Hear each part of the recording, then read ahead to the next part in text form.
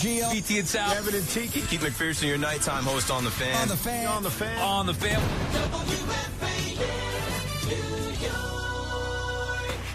It's WFAN Daily, hosted by Pete Hoffman. All right. Welcome to another episode of WFAN Daily with your host, Pete Hoffman. That's right, it's me. I'm back. You can always follow me at HoffWFAN. You could always download the Odyssey app, and in case you miss anything at all throughout the day, you can go and find it on demand there. Like, subscribe, wherever you get your podcasts, WFAN Daily, Unkillable, Rico Bronya, all that good stuff and more. We're going to get to the good stuff first here, okay? Because there's a bunch to get to a little bit later on. But Russell Wilson was officially named QB1 by the New York Giants. And let me just tell everybody why that was a no-brainer, that was never even in doubt, and why keeping three quarterbacks on this team, one named Jameis Winston, one named Russell Wilson, and the third named Jackson Dart, makes so much freaking sense. It's easy, okay? Russell Wilson is your number one starting quarterback. And you're at a point right now with Brian Daboll and Joe Shane where both men, their jobs are kind of on the line this year, right? We heard John Mara speak last year. We heard how he said that at the end of the season, he had a really bad taste in his mouth. And he was asked about next year, like, what's the possibility that these guys will return next year? And he said, it all depends on how I feel at the end of the season. So he's giving them another shot. And at the end of the season, they're going to have to be better than the putrid 2025 season. Let's be serious. That was a rough, or 2024 season, excuse me. That was a bad season for the New York Giants.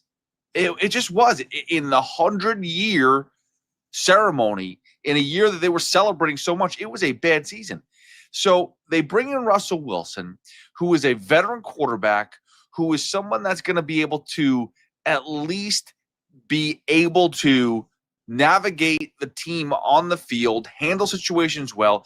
In Pittsburgh last year, you saw that he was still mobile enough and had the awareness enough to throw downfield, find open receivers, be successful, and hopefully he can return that whatever life he has left in his arm, he can bring that back to the Giants.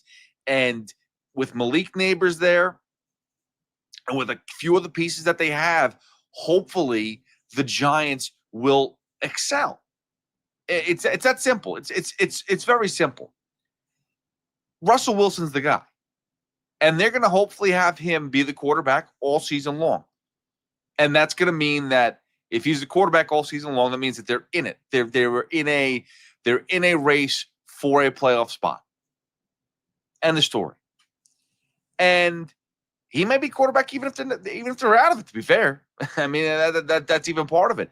But that being said, though, why have Jameis Winston on this team? And it's so obvious, it makes so much sense. Jameis Winston is not just here because he's funny. He's not just here because he's a good, backup quarterback. He's here for two reasons. He's here to keep the pressure off of Jackson Dart and help be that veteran presence for Jackson Dart as he learns the game. So it's kind of all based around Jackson Dart, right? But it lays the pressure off of Russell Wilson. Russell Wilson doesn't have to go into the season and be like, all right, let me teach Jackson Dart how to be a quarterback in the NFL. No, that's not what they're paying Russell Wilson for. That's not why they brought Russell Wilson in. Russell Wilson's job is not to babysit Jackson Dart and make him a good quarterback. Russell Wilson's job is to win games. Russell Wilson's job is to understand the offense as best as possible and hopefully bring wins to the Giants. That's all that is. That's all. That's the reason why Russell Wilson is here. Jameis Winston is here to help the young man, to help the young kid figure out the NFL, to understand how it is to sit on the bench, to understand how to learn the game while you're on the bench. And if something happens to Russell Wilson throughout the season, whether it's injury related, whether it is they're out of it and the playoffs are basically done, Jameis Winston gets to step in rather than Jackson Dart. It makes too much sense. And you say, well, why would you do that? Why have Jameis Winston here to step in if they're out of the playoffs? Because how many years in a row have we seen quarterbacks in New York completely get crushed? And hello, Yankee fans. Hello, Met fans. How many times have we talked about prospects who were going to come in here and, oh, this is the next Derek Jeter. Hello, Anthony Volpe. This is the next whatever. Whether it's Brett Beatty, Mark Vientos, you name it on the Mets. The young players that have been called up, and Francisco Alvarez just recently too, they're not as good as the hype says. Well, guess what? Jackson Dart, we won't know what the hype is until a year from now, at the very least, because you have Jameis Winston there to be the buffer. You have a competent quarterback to go in case of injury, but in case of whatever, Jameis Winston is there, and you do not need to see Jackson Dart. So Jackson can learn, figure out the game, let the game come to him, figure out what they have in Jackson Dart, too, because that's the other thing. Like, maybe Jackson Dart needs a lot of work for the NFL level. Why throw him to the wolves? Why have him get crushed? What, like Sam Darnold the year that he saw ghosts? I don't want Jackson Dart seeing ghosts. I don't want any of my quarterbacks seeing ghosts, but not the young kid. Not the young kid that I'm going to spend 4 or 5 years with, and hopefully he's going to turn around this team, right? That's the whole point is Jackson Dart. You want him to be the quarterback of the future. Well, there is no future if he can't figure it out. There's no future for Joe Shane, for Brian Dable, for Jackson Dart. It happens way too often. We've seen this year in and year out with so many different NFL teams, with whether it's Mitch Trubisky, whether it's Josh Rosen, you name the quarterback. I mean, we go back to Jamarcus Russell, excuse me. You go back to so many top-level quarterbacks that were drafted in the NFL and how quickly they fell off. The Giants can't afford it for two reasons. They can't afford it because they lose their job if they're bad again. If it's putrid and it's bad and they're not winning games, I don't know if John Mara is going to bring them back. You just don't know.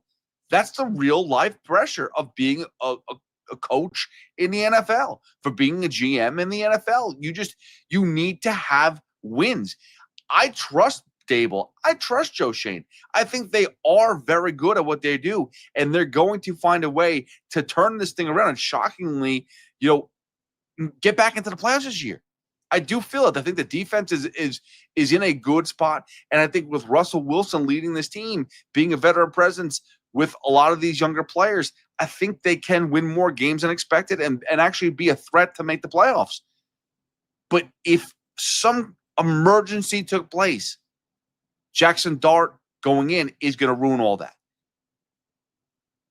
This is not a situation like Washington where they've had their quarterback of the future already set and just throw him in and he's good to go. It's not like that, unfortunately. There's a lot of quarterbacks that need work. Aaron Rodgers needed work. He sat behind Brett Favre for all those years, and it turned into a really good plan. It worked out. It worked out for everybody. It worked out for the Packers. It worked out for Aaron Rodgers. It worked out for Brett Favre until it didn't work out for Brett Favre. And then it worked out for Aaron Rodgers until it didn't work out for Aaron Rodgers. And then it worked out for Jordan Love. That's the process.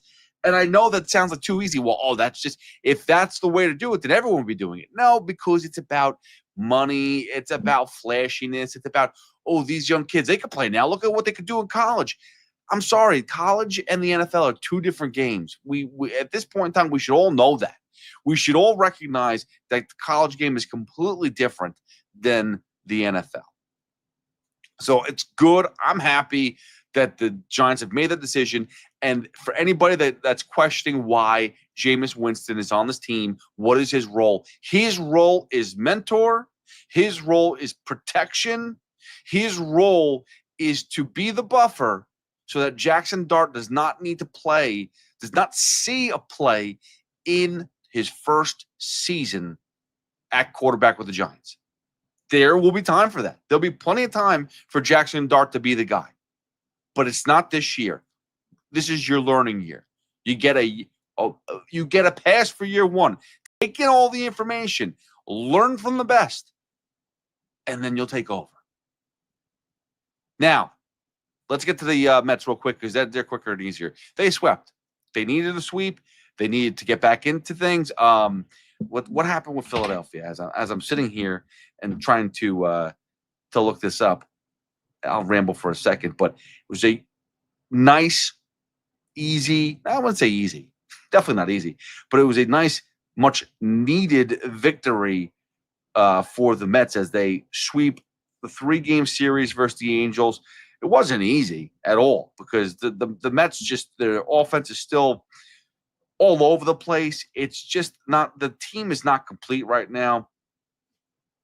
And again, it won't be until they make an addition of a starting pitcher that's going to be able to give them more length, more innings so that the bullpen can feel relief. And everyone's like, well, why? Bullpen's the number one thing. You need to get more bullpen arms. Yeah, well, how about this? If you get starting pitching that can go 6-7 innings deep, you don't need to go to the bullpen at the 5th inning. How about that? And you could save some of your arms. How about that? Now, didn't know this. This is breaking news to me. Mets are back in first place. Why? Because in 11 innings, the Red Sox beat the Phillies. Thank you, Red Sox. So that's beautiful. The Mets have now taken back over first place. It's only a half a game, and we know this is going to be a long divisional race. It's going to go back and forth, back and forth, back and forth. But it's just a step in the right direction. So 2 thumbs up, solid sweep. It's been 4 games in a row now that the Mets have won.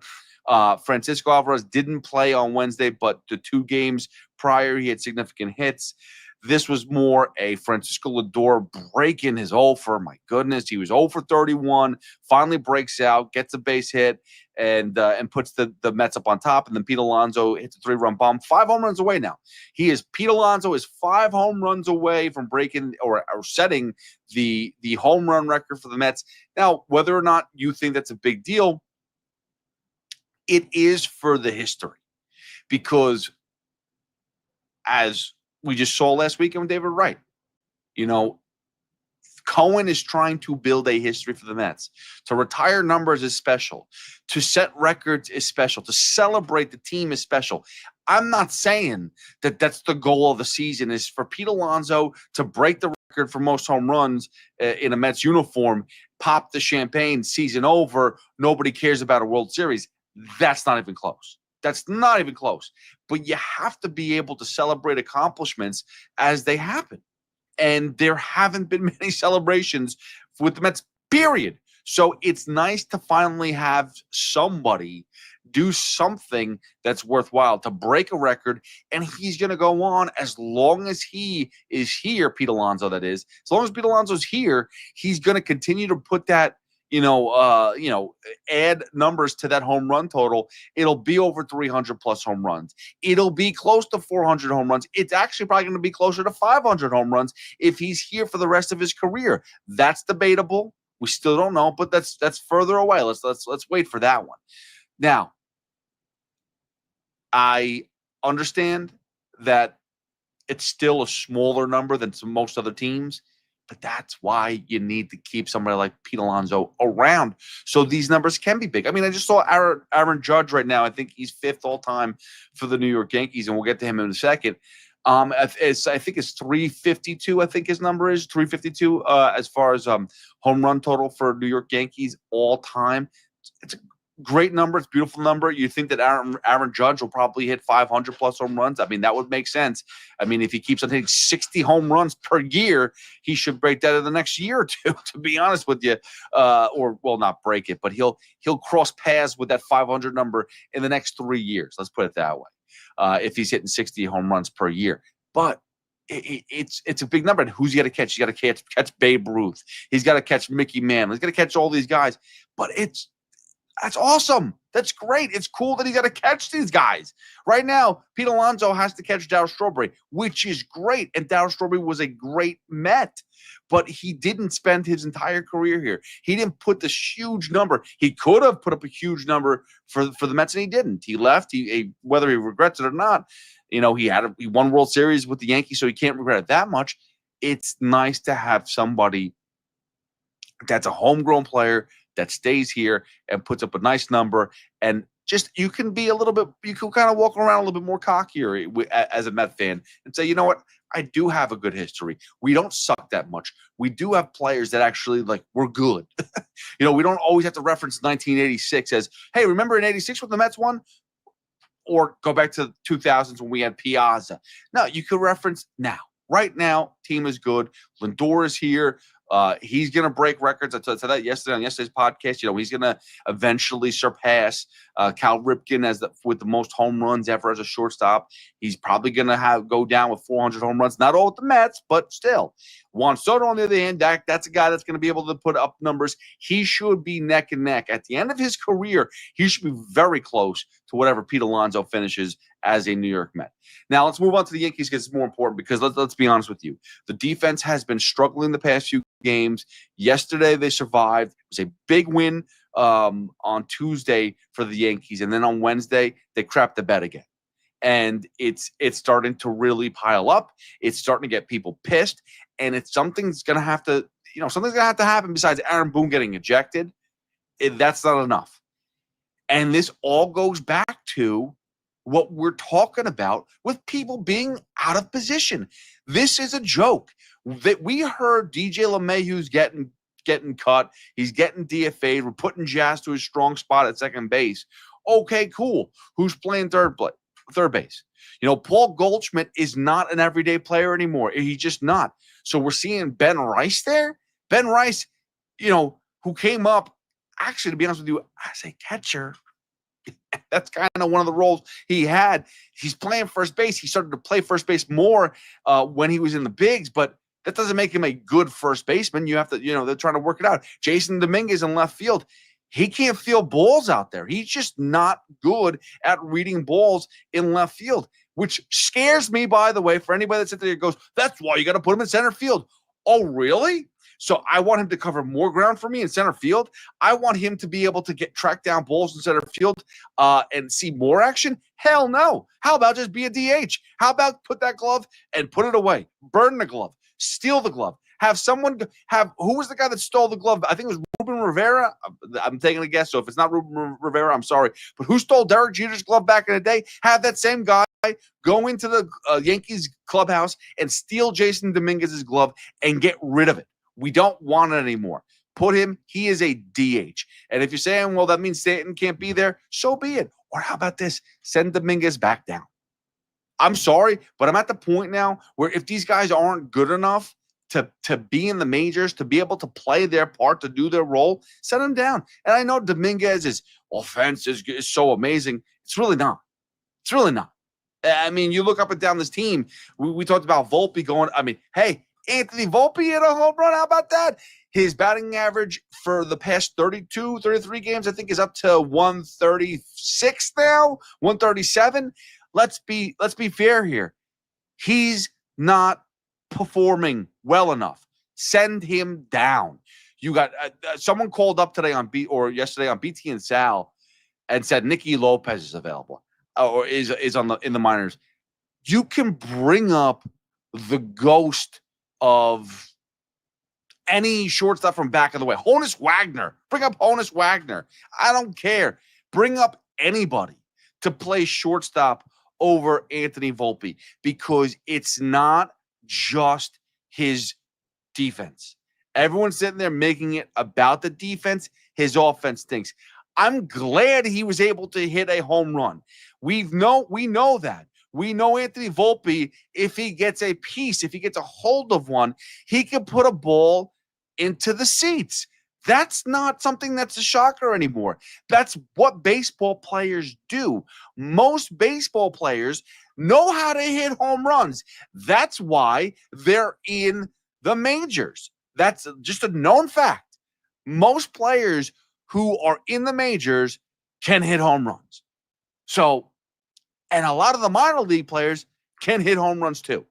We can see it on the Mets too. Brett Baty, he's got 11 home runs this year. I mean, am I sitting here popping champagne saying that the Mets found the third base of the future? No, he's a streaky player that's very, gives me a headache every other day. Especially when he goes 0 for, Lindor was 0 for 31. I feel like Brett Baty's 0 for 31 every 2 weeks. But we don't see that because all of a sudden it's like, oh, well, he hit a home run today, so he's clearly good now. Same thing with Volpe. Volpe has been a shell of a human being on the ball field offensively, and defensively, he's bad. End of story. But now you got other people that are bad too. You got Ben Rice. You got Jason Dominguez. You can't just dump them all. But this is going to be the end or the downside of the Yankee season. This is going to be the downfall of their team. I still think they're going to be in the World Series, but they're not going to win a World Series if they can't play any sort of defense, because you hit a ball to first base and Ben Rice can't field it cleanly. I mean, you're screwed. You hit a ball to left field, an easy hit to left field, and Jason Dominguez can't field it properly. Maybe it's the turf. Maybe it's Toronto. Hey, guess what? You may be seeing Toronto in the playoffs. So you're going to have to get used to it. There's other teams in this world that do play on turf as well. So you're going to have to get used to it. It's getting tiring now that the Yankees defense is continuously bad, and there's no, BT said this morning or on Wednesday morning, there's no accountability. And we're talking about like whether their base running ability, we're talking about their defensive skills, we're talking about so much stuff. Aaron Judge hit a home run today to tie the game, and you feel like, oh wow, the Yankees are, whenever Judge hits a home run or does something, basically the Yankees win. Not today. Not now. The Yankees are a different level right now. And you lose a game again to a divisional opponent who's now 4 games up over you. It's not good. This is a team that you're going to run into in the playoffs. There's no doubt about it. And because of that, you're going to be the lower seed. You're going to have to play at their ballpark. You're going to be, wild card is in the near future for the Yankees. It's going to be an issue if they can't get things right. And I've heard a lot of different things about what the Yankees should do. First thing is to send one of these kids down that can't figure it out. End of story. And it's not even like to send them down to make a big splash, to bring in a new left fielder or bring in a new shortstop they're probably not going to do that either. But you just got to light a fire under their ass. Like, that's the one thing I heard about Francisco Alvarez, and I will praise him for a second and praise David Stearns, because in his conversation, in his meeting about Francisco Alvarez, when he got set down, he said he had 72 hours to report. And Alvarez was there the first day. He was there right away. As soon as he could, he showed up. And that's the type of player you want, is a guy who shows up, wants to put the work in, wants to get back to the bigs. I remember Vientos when he got sent down a couple of years ago after playing pretty well and then not getting any real time in the majors, then getting set back down again. And he didn't perform all that great. And maybe there was some attitude adjustments down there and a little bit of why am I not up there? Because they're not that great and they do need a third baseman, and Brett Baty's not performing. So why am I not there? Maybe there's a little resentment, but that wasn't Francisco Alvarez. He went out there and worked. Well, how about testing Volpe? Huh? Why did he earn that shortstop spot? Why did you give it to him? What did he do to earn that shortstop position? What did Jason Dominguez do to earn that left field spot? What did Ben Rice do to earn that spot at first base? Like, you're talking about three kids, right? They're all young. 3 kids who, yeah, you can get an opportunity to take that job, but if you don't win it, you can't keep it. End the story. Next man up. It's not we'll just give it to him till we find the next guy. Maybe we'll draft somebody else. That's BS. That's BS. So the Yankees have a lot of things to think about there. Again, trade deadline is coming up in a little bit over a week. So we'll find out what they do. But the Yankees aren't getting a shortstop. But that doesn't mean that they shouldn't be proactive in trying to fix this. And you can't sit him for a day and clean his head. You got to sit him for a month or sit him for 2 weeks and say, you know what, dude? Get your act together. Pressure's on. This is the bigs. This is a big boy league here, okay? This is not a joke. You can't get away with this anymore. Your defense is slacking. Your offense, yes, he hit a home run. Congratulations. But if you're hitting a home run every 10 games, and that's all you're doing. I mean, the Yankees got rid of DJ LeMahieu. They got rid of DJ LeMahieu with the last month or whatever it was that he was hitting. I think he was hitting 320. Okay, I'll go double check that. I'm gonna check it right now, but let's see if this my computer is gonna work with me right now. Hold on. I tried this yesterday. It took a little longer than I wanted to, so I don't want to sit there and promise you things that aren't going to happen. But let's find out. But if I'm correct, DJ LeMahieu, I want to say maybe it was his last 20 games. Let's see. And everyone's like, oh, he's a singles hitter. He can't hit anymore. What are you doing? Blah, blah, blah, blah, blah. All right, let's go back to June 1st. We're going to go to June 1st here. Seems like a good day. June 1st. And then he got cut on July 6th. So that's a little bit over a month. It's loading. God damn.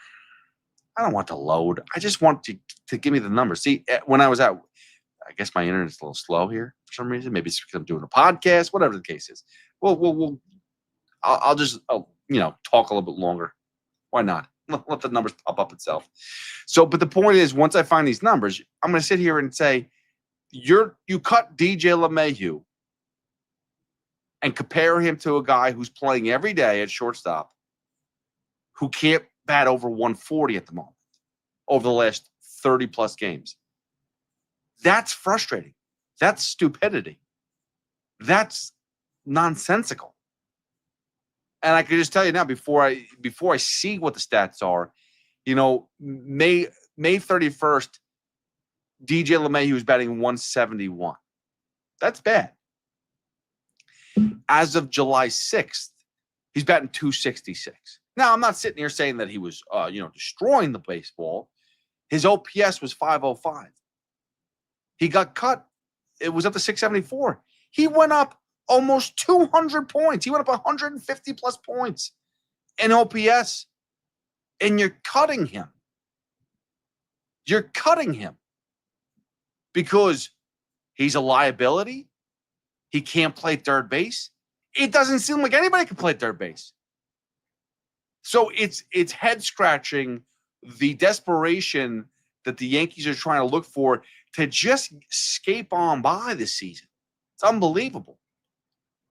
It's almost as unbelievable as my internet right now and not loading. I'm very frustrated with this because this is going to be good. I can tell you right now that it's gonna all come together if it ever does. Porca miseria. I'm not sure what that means, by the way. I'm Italian. I say porca miseria all the time. I'm not really sure what that means, but I learned it from my mother. So if it's a really bad word, I apologize, Mom, for outing you. And again, remember, DJ wasn't even DJ got called up on May 13th. He was putrid. He had 6 hits in his first 14 games. 6 hits in 14 games. Terrible. Completely turned the corner. It's not going to come up. It's going to come up once I'm saying goodbye. It's going to bother me. It's really not worth it, but it is. Point is, I'll tweet it out later. But once I get the stats, it's gonna blow your mind. It's gonna blow your mind that DJ LeMahieu. Not trying to say that DJ LeMahieu is this all-worldly player that is going to change the team and the way that the Yankees are playing. No, that's not what I'm trying to say. But DJ LeMahieu got cut because he supposedly didn't have any value. Yet we have a 24-year-old here who we're just going to throw him out there every day because he's supposed to be good. And this is not a Volpe shot. This is, again, more of a whole-encompassing Yankee issue because Dominguez and Rice joined the party on Wednesday to help them lose 8-4 to the Toronto Blue Jays. But that being said, though, the guy that's most consistent, the guy that's highlighted the most, the guy that's supposed to be a number one draft pick or in the first-round draft pick is Anthony Volpe. That's the guy that we talk about the most, and that's the guy that continues to come up the least. So something's got to be done. I think it's time for the Yankees to say, Volpe, we're going to make an example of you. And it's not to say that Anthony Volpe will never play shortstop for the New York Yankees ever again. And if that is the case, then they got lucky. Hey, we figured it out. This kid wasn't going to be it. Thank you. Finally, we sent them down. Smart move. This is to get him right, to light a fire under him so he wants to come back. He wants to get better. And I don't think he wants to be bad. I don't think that's the case. I don't think he wants to be a terrible player. Oh, finally it popped up. Unbelievable. Every freaking day with this nonsense. I don't know why it takes so long. All right. I don't have Volpe's numbers up. It's going to take forever to load. But just to refresh your memory, yesterday going into Wednesday's game, on yesterday's podcast, he was batting 136 with an OPS of 480. That was Anthony Volpe. He did have 4 home runs. He did have 7 total extra base hits. Okay? All right? Congratulations. They cut DJ LeMahieu. Now, the at-bats, I think, are much less. But in 31 games, he batted 87 at-bats, 96 plate appearances. He was batting .310 with a 754 OPS in those 31 games. So, again, much lesser sample size. He had under 100 at-bats. But he was productive in those 87 or 96 plate appearances. He was productive. Batting .310 with a 754 OPS. He was productive.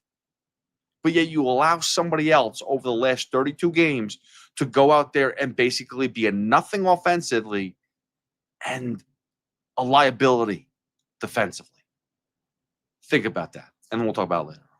All right. Thank you again for listening to another episode of WFAN Daily. I am Pete Hoffman. You can always follow me at HoffWFAN on all social media platforms. Go like, subscribe, and do all that cool stuff that makes you locked in and follow at all times to WFAN Daily. And if you miss anything at all, Odyssey app is the way to go. I will be back tomorrow with more. Plus, we have a very special guest that's coming on. I'm very excited about it. If you are a horror movie fan, if you're into the movies that are coming out these days, you may have heard the movie called Terrifier. Well, we're going to have the producer of Terrifier, one of the producers of Terrifier, Jason Levy, join us on a very special episode of WFAN Daily. And I can't wait for you to check that out. So we'll have that up sometime on Thursday. But until then, have a great day, and I'll see you on the flip side. And let's get to work. All right. I'll see you.